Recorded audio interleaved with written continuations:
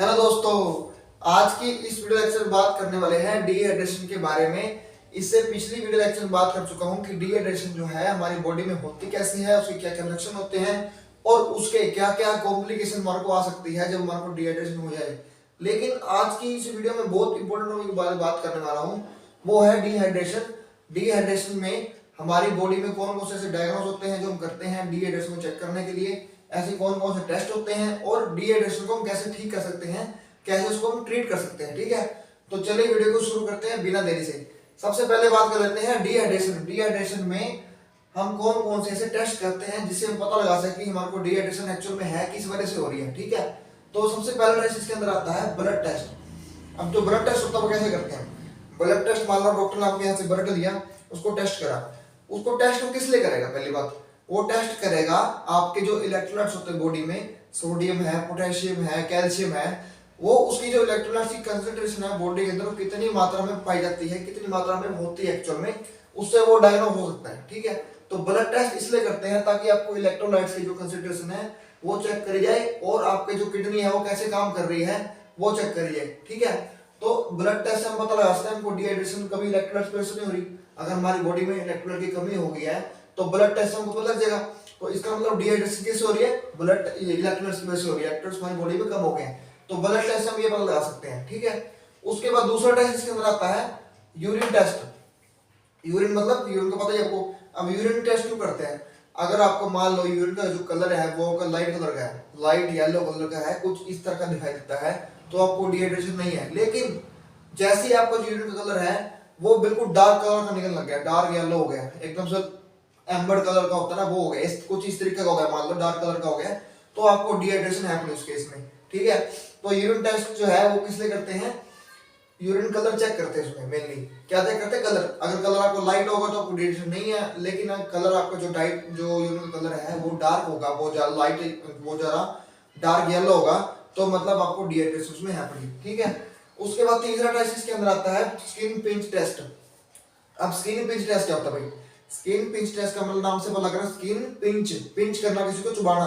तो मान लो ये, जैसे मान लो स्किन है, ठीक है, इसको क्या करेंगे? पिंच करेंगे इस तरह से, ऐसे पिंच करा हमने, मान लो ये स्किन आपने पिंच करी और ये कुछ सेकंड के लिए ऊपर रुक गई है, ऐसे रुक से गई है मान लो, ठीक है, बैठी नहीं, एकदम से रुक गई है, उसका मतलब क्या है? इसका मतलब आपको डिहाइड्रेशन है बड़ी, ये हमको इंडिकेशन दे रहा है कि आपको डिहाइड्रेशन है। लेकिन अगर आपकी जो स्किन आपने पिंच करी और पिंच करने के दौरान वो सडनली नीचे बैठ गई है, वो रुकी नहीं है ऊपर, तो इसका मतलब क्या? आपको डिहाइड्रेशन नहीं है। ठीक है, तो इससे ये डायग्नोस किया जा सकता है कि आपको डिहाइड्रेशन है कि नहीं है, ये आपको पता लगा सकते, इससे हम पता लगा सकते हैं स्किन पिंच टेस्ट से। ठीक है, उसके बाद चौथा टेस्ट इसके अंदर आता है क्रेविंग टेस्ट। अब क्रेविंग क्या होती है?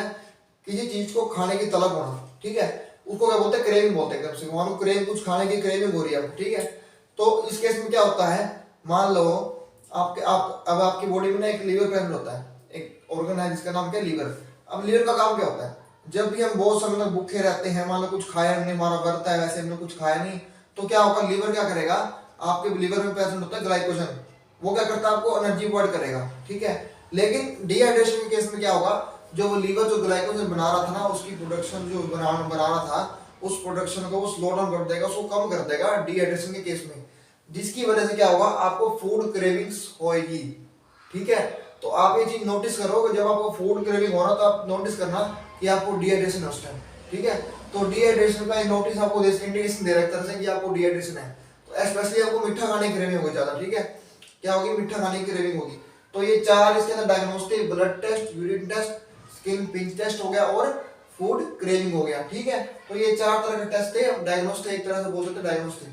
ठीक है, अब बात करते हैं ट्रीटमेंट के बारे में। अब ट्रीटमेंट में दो पार्ट आते हैं। पहला क्या है कि डिहाइड्रेशन में हमने क्या छोड़ना है और क्या हमने नहीं छोड़ना है। ठीक है, तो सबसे पहले बात दे लेते हैं डिहाइड्रेशन के अंदर हमें क्या क्या चीजें छोड़नी है, क्या क्या चीजें हमने नहीं लेनी, ताकि हमको डिहाइड्रेशन और ज्यादा सीवियरिटी केस पे ना जाए। ठीक है, तो पहला इसमें क्या आता है? हाई कैफीन फूड्स, यानी कि जिस फूड में, जिस ड्रिंक में मान लो उसमें क्या है? हाई कैफीन है, मान लो चाय है, कॉफी है, या सोडा है, या अल्कोहलिक बेवरेजेस होते हैं, इन सब में हाई मात्रा में क्या होता है? कैफीन होता है। मान लो रेड बुल है, वो पीते हैं, स्टिंग पीते हैं, इन सब में कैफीन होता है। तो कैफीन क्या करता है? उसका मेन काम क्या होता है? वो क्या करता है? हमारी बॉडी में जाने के बाद डाययूरेटिक का काम करता है। डायबिटीज क्या होते हैं, जो हमारी यूरिन के आउटपुट को बढ़ा देते हैं, जिसकी वजह से यूरिन आउटपुट बढ़ जाएगा और हमारा वाटर लॉस बॉडी से होने लग जाएगा। तो आपको ये जो चीज आपको बताई है मैंने, जिसमें कैफीन प्रेजेंट हो, अल्कोहलिक बेवरेजेस हो गए, सोडा हो गया और शुगर वाली ड्रिंक्स हो गई ज्यादातर, वो आपको स्किप करनी है, क्योंकि वो क्या करती हैं, बॉडी में जाने के बाद एज डायरेक्टिक काम करती हैं, जिसकी वजह से यूरिन आउटपुट बढ़ जाता है और यूरिन आउटपुट बढ़ने की वजह से आपका जो वाटर है लॉस हो जाता है और आपको डिहाइड्रेशन उसमें हो सकती है। ठीक है, तो ये तो फूड से हमने कौन सी बात करें जो हमने छोड़ने हैं। अब डिहाइड्रेशन को हम ठीक कैसे करेंगे? वैसे तो डिहाइड्रेशन को अगर मान लो डिहाइड्रेशन बहुत ज्यादा हाई लेवल पे नहीं है, उसको हम नॉर्मल पानी से भी ले सकते हैं। ठीक है, जो नॉर्मल वाटर होता है उससे भी ले सकते हैं। ठीक है, और वैसे आपने सुना ही होगा कि जो नॉर्मल वाटर होता है वो हमने कितना लेना होता है, डेली 8 गिलास हमने दिन में पानी पीना होता है, तब ताकि हमारी बॉडी जो है वेल हाइड्रेटेड रहे, हमारे ऑर्गन्स अच्छे से काम कर पाए। ठीक है, तो पहला क्या इसमें होगा, नॉर्मल वाटर से इसको ठीक कर सकते हैं। दूसरा इसमें आता है, एक मार्केट में एक ब्रांड नेम से क्या आता है, ORS, सिप्ला कंपनी का एक आता है salt, ORS, oral rehydration salt. Oral rehydration का मतलब क्या है? ओरल मतलब मुंह से लेना, रिहाइड्रेशन मतलब बॉडी हमारी डिहाइड्रेट हो गया उसको वापस से रिकवर करना, उसको रिहाइड्रेट करना, और सॉल्ट मतलब सॉल्ट। ठीक है, यानी नमक, उसके अंदर प्रेजेंट होते हैं इलेक्ट्रोलाइट्स। ठीक है, तो ओरस के अंदर मेनली क्या प्रेजेंट होता है, डेक्सट्रोज प्लस इलेक्ट्रोलाइट। अब डेक्सट्रोज क्या होता है, डेक्सट्रोज एक तरह की शुगर ही होती है। ठीक है, तो डेक्सट्रोज उसके अंदर प्रेजेंट होता है, जिसको लेने के बाद हमको इंस्टेंट एनर्जी मिलती है, और उसके बाद इसके अंदर प्रेजेंट होता है इलेक्ट्रोलाइट्स। इलेक्ट्रोलाइट्स के अंदर कौन कौन से प्रेजेंट होते हैं? इसके अंदर प्रेजेंट होता है sodium, potassium and sodium citrate. 3 तरह के कंपोनेंट इसके अंदर पाए जाते हैं। पहला क्या है, पोटेशियम क्लोराइड, KCl इसको बोलते हैं। अब पोटेशियम क्लोराइड का काम क्या होता है, वो क्या करता है, हमारी मसल्स की मूवमेंट में हेल्प करता है, हमारे मसल्स होते हैं उसको कॉन्ट्रैक्ट करता है, हमारे ब्लड प्रेशर को मेंटेन रखता है, और जो हमारी नर्व्स होती हैं, जो हमारी नसें होती हैं, उसके अंदर जो सिग्नल पहुंचते हैं ऑर्गन्स में, उस सिग्नल्स को भी वो क्या करता है, वो उसमें भी उसको हेल्प करता है। ठीक है, तो पोटेशियम क्लोराइड का ये काम होता है, मसल कॉन्ट्रैक्शन करना और नर्व्स को मैसेज पास करना ताकि ऑर्गन्स तक पहुंच सके वो। ठीक है, उसके बाद दूसरा इसके अंदर आता है NaCl, यानी कि सोडियम क्लोराइड। सोडियम क्लोराइड क्या होता है, आपने मान लो एक गिलास पानी लिया, उसमें नमक घोल दिया, नमक क्या, सोडियम क्लोराइड तो है उसमें, नमक क्या बोलते हैं, NaCl बोलते हैं। तो नमक घोलना, नींबू घोल दिया ऊपर से, उसको भी ले सकते हो आप। तो इसी तरह से NaCl हो गया, सोडियम, नमक हो गया। तो बैलेंस ऑफ फ्लूइड, यानी कि फ्लूइड बैलेंस में मेनली हेल्प करता हमारा सोडियम क्लोराइड इसके अंदर प्रेजेंट होता है, जो क्या करता है, बैलेंस ऑफ फ्लूइड, हमारे बॉडी के अंदर फ्लूइड प्रेजेंट है उसका बैलेंस बनाने में हेल्प करता है। ठीक है, उसके बाद इसके अंदर आता है सोडियम सिट्रेट। अब सोडियम सिट्रेट क्या होता है भाई, हमारी बॉडी में, हमारे गैस्ट्रिक में, हमारे पेट में, स्टमक में क्या होता है, एसिड प्रेजेंट होता है, जिसको क्या बोलते हैं, गैस्ट्रिक एसिड, यानी कि HCl। उसको, जो उस एसिड का जो लेवल है, उस लेवल को मेंटेन करने के लिए भी इस ओरस के अंदर क्या पाया जाता है, सोडियम सिट्रेट इसके अंदर डालते हैं, ताकि जो एसिडिटी का लेवल है हमारी बॉडी में, स्टमक में, वो भी मेंटेन रहे। तो 3 तरह के कंपोनेंट इसके अंदर होते हैं, NaCl, KCl and sodium citrate, plus में डेक्सट्रोज इसके अंदर होता है। ठीक है, तो ओरस के थ्रू भी इसको हम ठीक कर सकते हैं। ठीक है, और ऐसे कौन कौन से फूड होते हैं जो हम डिहाइड्रेशन की केस में ले सकते हैं?